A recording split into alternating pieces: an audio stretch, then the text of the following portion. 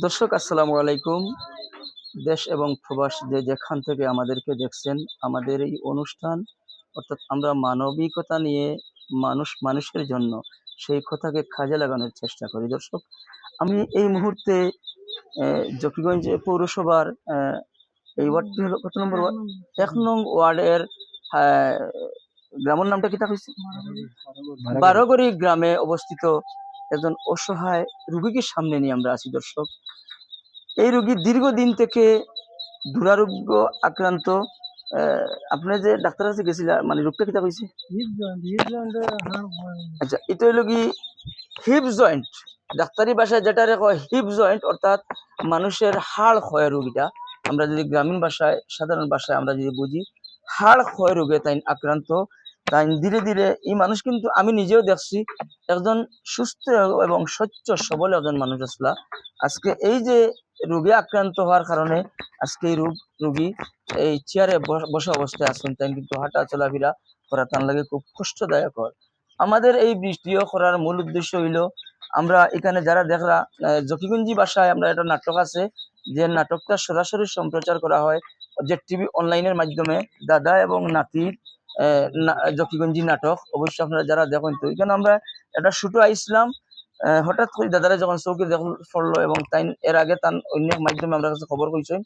তো এই বিষয়টা আমরা সামনে আনিয়া একটা ভিতরে 3টা কাজ আমরা যেটা কয় আরি ওটা করলাম। তো দর্শকের উদ্দেশ্যে আমরা যে মেসেজটা থাকবো, এটা বাবুয়ে কইবা তার কষ্টের কথা, এবং সর্বশেষ যে কথাটা থাকবো এটা ইনশাল্লাহ আপনারা আমি কইমু।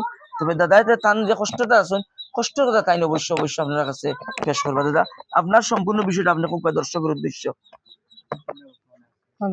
আমি দীর্ঘ 1 বছর যাবৎ আমি অনেক কষ্টে চলাফেরা করতেছি।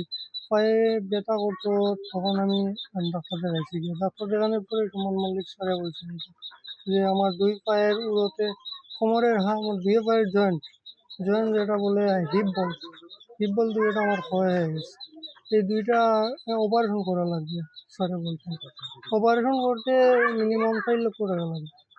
এরপরে আমি উসমানিতে এখন উসমানিতে মাথার উপরে দিতে 4 লক্ষ বলতে, প্রাইভেটে বললে প্রায় 6-7 লাখ টাকার মতো লাগে। কারণ আমি তো অসহায় গরিব মানুষ, আমার তো ওটা মেনে করা সম্ভব না। এই জন্যই আমি উসমানিতে মাথার পরেও যে 4 লক্ষ টাকা লাগবে, এখন এই 4 লক্ষ টাকা আমার পক্ষে মেনে করা সম্ভব না। এই জন্যই আমি সবার কাছে সাহায্য চাইতেছি। মোটামুটি কিছু মানুষ আমার সাহায্য করছে, আর এখনও কিছু টাকা আমার বাকি রয়েছে, যাতে আমি চিকিৎসার জন্য দিতে পারতেছি না। এই এই টাকাগুলো আর মানে মেনে রইলে আমি চিকিৎসা করতে পারতাম। আমি এখন আগে মনে করেন কুড়াই হাঁটিয়া অনেক সময় গেছি গেম চেম্বার, এখন চেম্বারও যেতে পারি না। দীর্ঘ 15 দিন থেকে এই জায়গা বন্ধ। বাড়িতে কোনো ছোটো হাঁটাচলা করে, এর এর বেশি হাঁটতে পারি না। আমি তানোর আব্বার কাছ থেকে একটা অনুভূতি দর্শকদের উদ্দেশ্যে নেওয়ার চেষ্টা করবো। আপনি যদি একটু 2টা কথা কইতা মানুষের উদ্দেশ্যে। আমি আর কিতা কইতাম, আপনারা সকলে মিলে সাহায্য করতে আর কি। হ্যাঁ, দোয়া করতে, আর কিছু আমার কইবার মতো নাই। দর্শকদের উদ্দেশ্যে আমরা যে দাদা নাতি নাট্য গ্রুপের কেউ কোনো একটু মেসেজ দিবাইনি কেউ না, যেহেতু আপনি কইছেন না, এরপরেও আমরা পৌঁছাই একটু। আসসালামু আলাইকুম। দেশ বিদেশ যে যেখান থেকে আমরা এই ভিডিওটা দেখতেছেন, আশা করি সবাই ভালো আছেন। তো আমরা একটা বাইর পাশে দাঁড়াইছি ইয়া, দয়া করে যারা আপনারা আমরা নাটক দেখেন, আমরা যখন তান পাশে ইয়া দাঁড়াইছি, তো অবশ্যই তান্ডে একটু সহযোগিতা করবা। আমরা নাম্বার দিমু, তান্ডে সহযোগিতা করার ও নাম্বারে আপনারা পাঠাইতে পারবা। আর এনে কিছু খোয়ার নাই, কারণ আমরা প্রথম এই ধরনের কাজও আইছি, কারণ আমরা তো নাটক করি, আপনারা হলে জানেন। আজকে প্রোগ্রামও শুটিং হওয়ার লাগিয়া আমরা চকুত পড়ছে জিনিসটা। যাই হোক, আমার কাছে খুব দুঃখজনক লাগে। আপনারা যে যেখান থেকে মানে পারেন তাদের একটু সাহায্য করবা, দয়া করে। ওটাও আপনার কাছে রিকোয়েস্ট থাকলো। ভালো থাকুক। আসসালামু আলাইকুম। দর্শক, মানুষের জন্য আমরা এই কথাটা প্রায়শই বলে থাকি। এখানে আমরা যে এমন একটি দেশে আমরা অবস্থানে আছি, ভৌগোলিক দিক দিয়ে আমাদের দেশটা অত্যন্ত ছোট, এবং আমরা এখানে হিন্দু এবং বৌদ্ধ, খ্রিস্টান, মুসলিম আমরা সবাই কিন্তু একসাথে চলি। আমরা কাছে যেন নেই কোনো ভেদাভেদ, আমরা সবাই ভাই ভাই। সেই জায়গা থেকে যেই বা যারা দেশ এবং বিদেশ থেকে এই ভিডিওটি দেখবেন, আমার এই ভাইয়ের জন্য হাত বাড়িয়ে দিবেন, এবং এই কথাটি স্মরণ করিয়ে দিবেন যে কোনো মানুষ অসহায় নয়, আমরা সবাই ভাই ভাই।